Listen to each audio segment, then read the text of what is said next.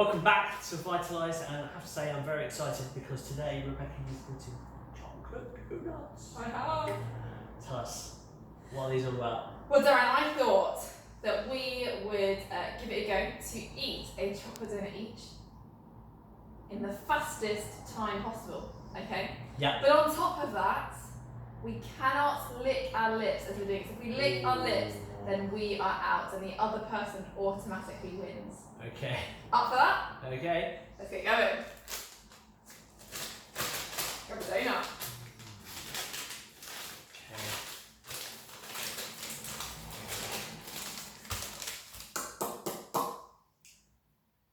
Right. Are you ready, Darren? Yeah.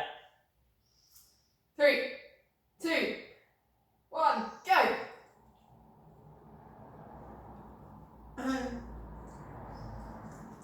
Oh, your tongue just came out of your mouth!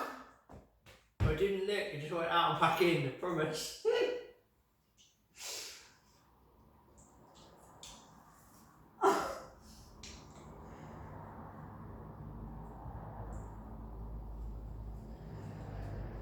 Is it hard? Look.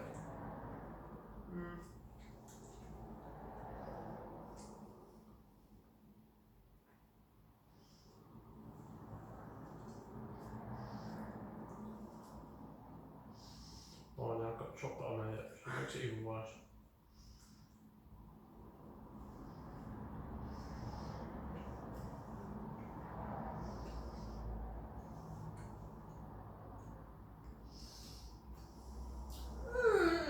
Okay. There you go.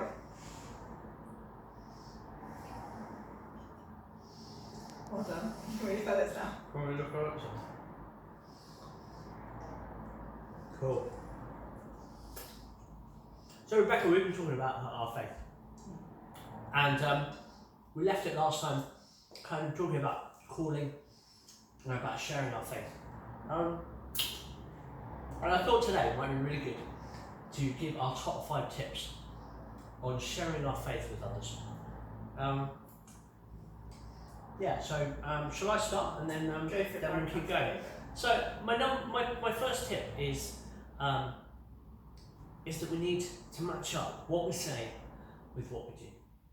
You know, it's no good us sharing our faith and talking about it and talking about all the good things about God and about what He pleases us if our life is the things we're doing don't match up to it. You know, people are going to look at that and say, well, he says one thing and does another. No, and actually, people are not going to buy into that. Same way, if we do all this good stuff that comes out of our faith, we're looking out for others, we're doing the things that God tells us to do, and living in that way that He says, but yet we never talk about Jesus, then what's the point? Because no one's going to match up what we're doing with any sort of faith in God. What we need to do is be somewhere in the middle, to share our faith with our words, but also to share our faith in the things that we do. That's the best way of sharing and getting other people on board with this faith stuff. Absolutely. I think tip number 2, I would say, is to be real. To be honest about the highs and about the lows. To accept that actually having faith, sharing our faith, absolutely does not mean that we need to have it all sorted.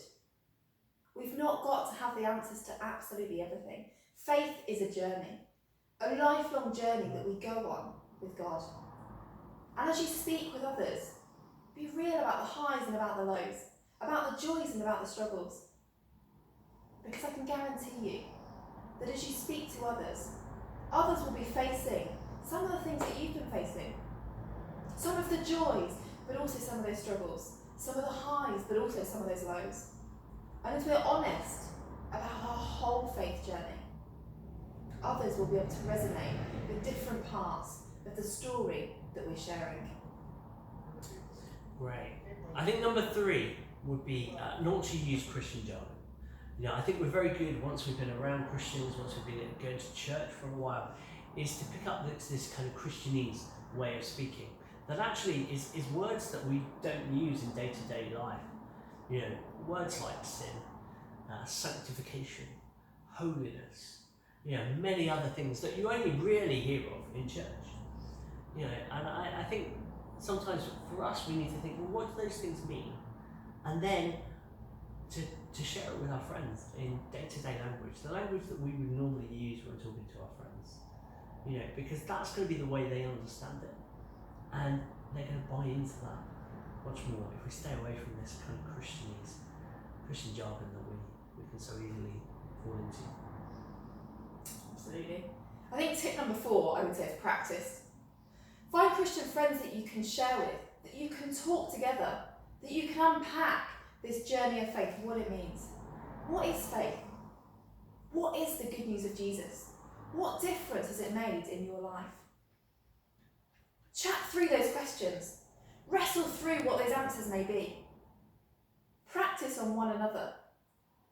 And then as you go back out, as you meet with your non-Christian friends, as you're asked questions about your faith, you will have the confidence and experience to share with them what it is, what it means to you, the difference it has made in your life. So find a good Christian friend, a trusted Christian friend that you can practice on together and answer some of those challenging questions. Great. And number 5, and the most important, I think, is prayer. Pray. Pray for your friends.